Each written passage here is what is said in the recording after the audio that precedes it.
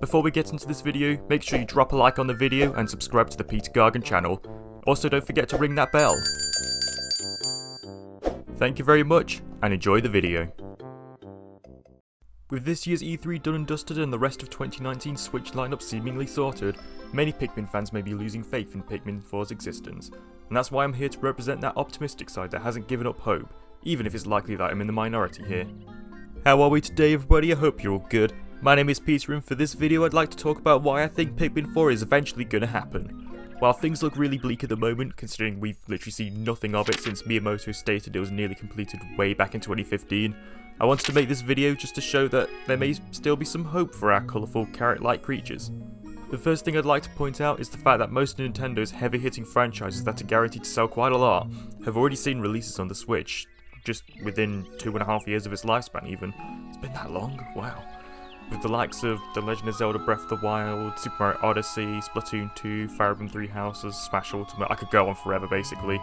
The reason I bring this up is because with all the big guns already out of the way, it means that we have more room for Nintendo franchises that don't exactly print money for them. I mean, we're already seeing this with the announcements of Luigi's Mansion 3 and Metroid Prime 4 on the way, which are titles that mostly the really dedicated Nintendo fans are likely to pick up compared to those that only buy a Switch just for Mario Kart and Pokemon, for example. So there's certainly room for Pikmin to fit within that category. This also makes Pikmin 4 have a high chance of becoming the fastest selling and most likely best selling entry the Pikmin series has seen yet, since the Switch has accomplished this for Smash Bros and Fire Emblem for example. Even with all that said, Pikmin doesn't exactly sell that terribly in the first place, so it's not in the same boat that Metroid and F-Zero have been in for years. I think the fans will play a significant role in making sure that Pikmin becomes a household name for those that are new to Nintendo or haven't owned a Nintendo console for a long time, since I also think this will apply to Metroid Prime 4 when that eventually comes out. Additionally, Nintendo continues to acknowledge Pikmin's existence in various other games even when they're not releasing actual Pikmin games very frequently. We see Pikmin-themed microgames in the WarioWare series, Pikmin-themed furniture in Animal Crossing, Pikmin having their own AR card bundled with the 3DS alongside other Nintendo All-Stars, a Pikmin-themed attraction in Nintendo Land. I could go on forever. This clearly shows that Nintendo sees Pikmin as something synonymous with their brand if they're willing to include them in literally everything, and having another main series title would solidify how much they're on their minds. Something else I wanted to address was the fact that we got Hey Pikmin for the 3DS back in 2017. And why would I bring this up? Am I sure this wasn't the Pikmin 4 Miyamoto was referring to the whole time? Well, allow me to give a little theory. This is what I call the 3DS starter course theory. Over the past few years, we have seen some of Nintendo's franchises have some sort of release for the 3DS, and then another release for the Switch. One example of this would be Metroid Samus Returns, a 3DS remake of a classic Metroid title, which was announced the same day as Metroid Prime 4, the next big Metroid game for the Switch. While it's a shame we have to wait even longer after the news of development on Prime 4 restarting earlier this year, Samus Returns was a good way to build back interest in the Metroid series, so that people are more likely to be excited for the future of Metroid. Also, do you remember when a lot of us were disappointed about the original Luigi's Mansion coming to the 3DS rather than the Switch?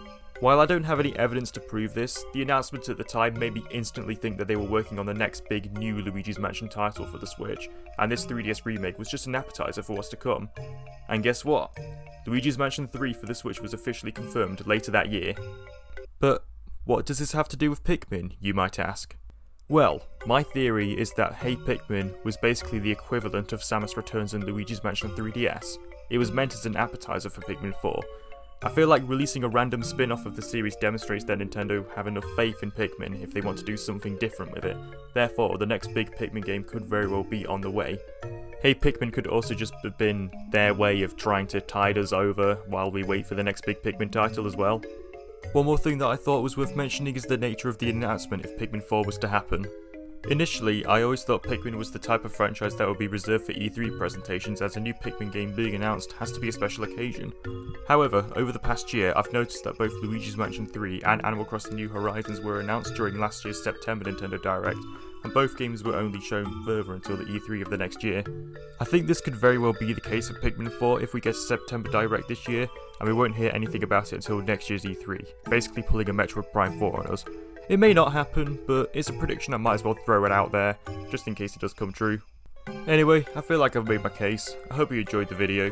Let me know what you think in the comments. Do you think Pikmin 4 is still on the way, or have I failed to convince you with my admittedly biased perspective? I love seeing what you have to say, so feel free to get a discussion going. With that being said, don't forget to check out my other videos, including this one where I talk about why I want to see Leon Kennedy from the Resident Evil series join Super Smash Bros. Ultimate. Until next time, see you later.